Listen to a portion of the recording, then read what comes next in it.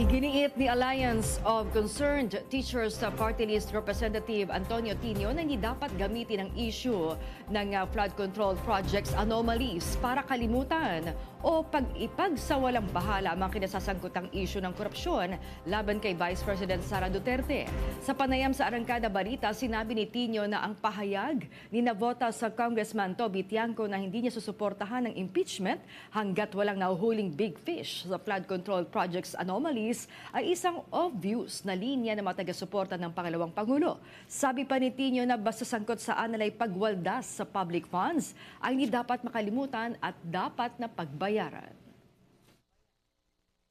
Na pinagbabangga ito doon sa pagpapanagot sa pagwaldas ng confidential funds ng Vice President ay actually linya yan ng mga pro-DDS, no, yung mga rabid DDS trolls in particular na nakikita natin sa SOCMED.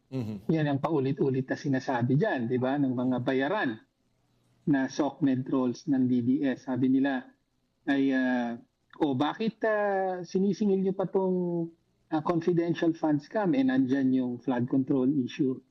Ang punto natin ay hindi maaaring pagbanggain at mali na pagbanggain ito